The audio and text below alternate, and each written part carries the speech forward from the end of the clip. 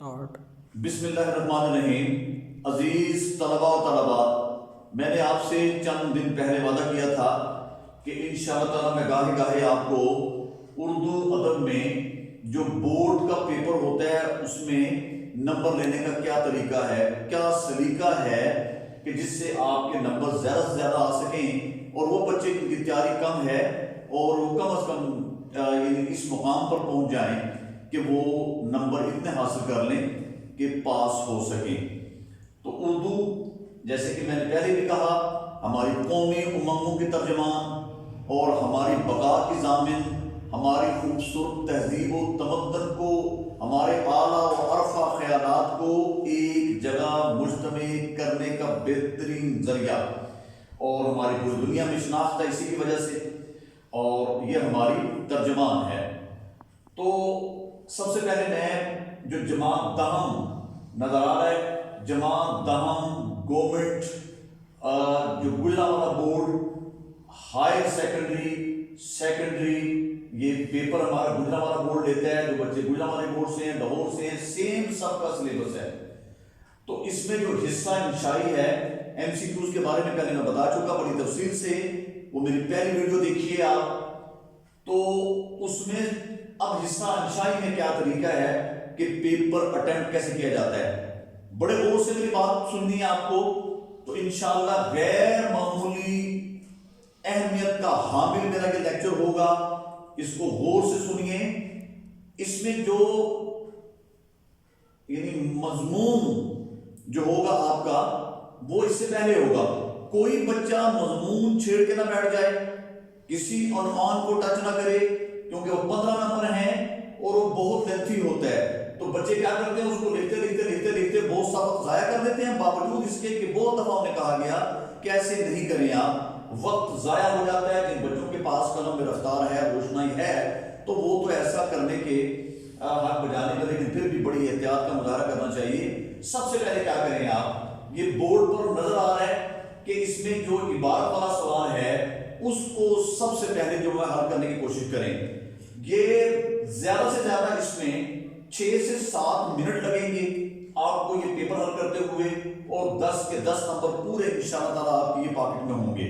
10 number بہت یہ اہم سوال ہے اور آسان تر سوال ہوتا ہے۔ اس میں سب سے پہلے آپ نے کیا کرنا ہے کہ سوال نمبر غالباً کے 6 اور کے 7 ہے، اس میں آپ نے اپنی یعنی پیپر پر جو رول نمبر وغیرہ آپ نے لکھ لیا، سب کچھ کر لیا، کوڈ لکھ لیا، اس میں انتہائی آپ نے احتیاط کا مظاہرہ کرنا ہے، اور اس کے بعد آپ نے پیپر کو بڑے دھیان سے پڑھنا ہے، اور جس سوال نمبر غالباً کی 6 اور 7 ہوگا اس کو دیکھ لیجیے گا، وہاں پہ سوال دیں اور عبارت ہوگی۔ یہ عبارت بہت دفعہ بار بار آتی ہے، اور یہ میں نے آپ کو ایک مثال دی ہے، اس میں وہاں کوئی بھی آ سکتی ہے۔ تو اس میں لکھا ہوگا پنجاب کی حد ان دنوں غزنی تک پھیلی ہوئی تھی اور راجہ یہاں کا جیبات تھا۔ تو جب غزنی کی فوج کے قدم بڑھتے ہوئے دیکھے گئے تو انہوں نے ان پر حملہ کر دیا، اور اس کا دائرہ کار جو تھا وہ مغلان تک کرا دیا۔ اس قسم کی وہاں عبارت ہے، آپ کو عبارت کو بار بار پڑھنا ہے، اور تاکہ اس کے مفہوم تک آپ کو رسائی حاصل کر سکیں۔ بچے جو جواب دینے کی کوشش کرتے ہیں تو بجائے عبارت کو پڑھنے کے وہ ادھر ادھر دیکھنا شروع کر دیتے ہیں، اور نہ ہی تو وہ آسمان پر اس کا جواب ہوگا اور نہ ادھر ادھر دیکھنے سے جواب اس کا ملے گا۔ آپ کو عبارت سے عبارت کا عمیق جائزہ لیجیے، اس کو غور سے پڑھیے۔ ان میں عبارت کے بعد آپ نے عبارت لکھنا ہے، اور ایسے پنجاب کی حد ان دنوں ڈاٹڈ دے دینا۔ اس سے یہ اندازہ ہوگا ایگزامینر کو کہ یہاں سے آپ کو سوال تلاش کرنے ہیں، یہاں سے آپ کو جواب دینے ہیں۔ اس کے بعد آپ نے لکھنا سوالات۔ میں نے بڑا بینہ انداز میں یہاں پر میں نے لکھ دیا ہے، اور یہ اس عمر کی عکاسی ہے کہ آپ کس طرح خوبصورت انداز میں اس کو حل کر سکیں گے۔ پہلا سوال اس میں، پنجاب کی حدود غزنی تک پھیلی ہوئی تھی کس زمانے میں؟ تو آپ کو اوپر ہی لکھا ہوگا کہ جے پال کے زمانے میں پنجاب کی حدود غزنی تک پھیلی ہوئی تھی۔ اس میں مختلف قسم کے سوالات ہیں کہ وہاں ایک رضائی کا گزارا کیوں نہیں تھا؟ چونکہ پنجاب کے لوگ جنگ کے عادی نہیں تھے، اس قسم کے حالات کے عادی نہیں تھے۔ غزنی کے لوگ ان حالات سے نبرد آزما ہونا جانتے تھے، تو تھے، دوسرے انہیں اندازہ تھا کہ جنگوں میں کس قسم کے حالات پیش آتے ہیں، اچانک کیا ہو سکتا ہے، اس لیے انہیں تو کوئی ایسا مسئلہ نہیں تھا۔ پنجاب کے لوگ ایک گھر سے رضائی لے کے چلے تھے تو وہاں اچانک برف کے گولے گرنے لگے اور برف پڑنے لگی، جس کی وجہ سے حالات سنگین ہو گئے۔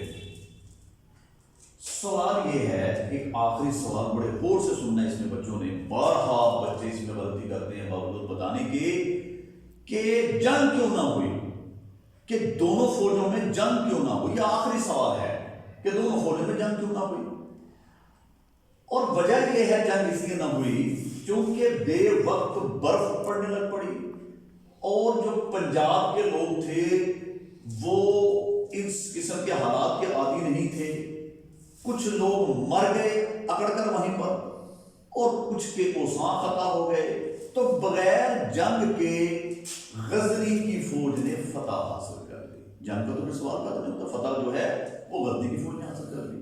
یہ مجھے بتانا تھا آپ کے، اس کے اگر آپ اس انداز سے لکھیں گے تو آپ کے 10 نمبر انشاءاللہ تعالی یہ آپ کو مل جائیں گے، اس میں 10 نمبر۔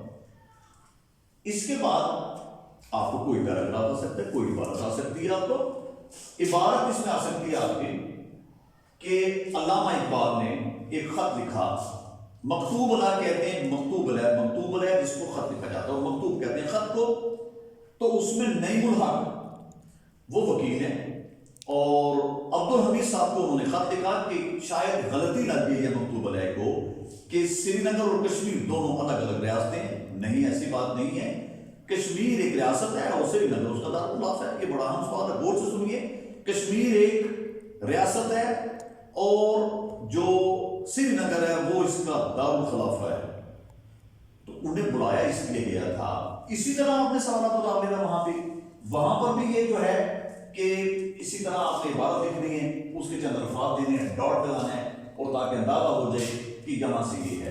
اور جس قسم کے بھی آپ کو سوالات آئیں گے آپ نے اس طرح جواب دینے ہیں، اور اس میں اجر جو عظیم ہے اور وہ جو ہے اس سے مراد یہ ہے۔ پھر ایک سوال اس میں کیا آتا ہے کہ بچے بڑے غلطی کرتے ہیں کہ بھائی انہیں یعنی سفر خرچ سے کیا مراد ہے؟ تو سفر خرچ سے مراد یہ ہے کہ آنے جانے کا خرچ ہے، آرام کا اور طعام کا، کھانا پینا، طعام ایسے کھانا پینے کا سارا خرچ سفر خرچ سے مراد ہے، کہ ان کی ٹکٹ، ان کی رہائش، آنا جانا، طعام، ان کا یہ وہ ہے۔ یہ اس قسم کے سوال ہے۔ پھر ٹیپو سلطان صلاح الدین ایوبی کے بارے میں یہ اس قسم کے سوال آتے ہیں۔ وہ کہتے ہیں کہ بھائی سلطان بھائی وہ جو ہے اس کے بارے میں وہ آتا ہے آپ کو، تو لوگوں کو چونکہ آج کل پتہ نہیں ہے ٹیپو سلطان حیدر علی کے بارے میں، وہ کہیں گے اس کے بارے میں 3 جو ہیں وہ سطریں لکھیں، تو آپ کو کوئی مشکل نہیں ہے کہ جو سلطان ٹیپو اس کا نام فتح علی تھا، یہ اس کا قول تھا کہ شیر کی ایک دن کی زندگی گیدڑ کی 100 سالہ زندگی سے بہتر ہے۔ یاد میں لے جائیں، سرنگا پٹم کے قلعے میں ٹھیک ہے وہ قید تھے، اور چونکہ اپنوں کی غداری کی وجہ سے ان کو باہر نکل کے لڑنا پڑا، اور انہوں نے اپنے یعنی جو عمل سے اپنے قول کو سچ کر دکھایا۔ تو اس طرح سلطان صلاح الدین ایوبی، تو یہ ان کے بارے میں آپ نے لکھنا ہے۔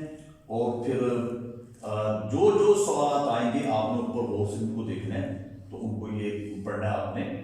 تو یہ اور جس قسم کے سوالات آتے ہیں آپ نے ویسے ان کو جواب دینا ہے، تو یہ بڑا آسان ہے۔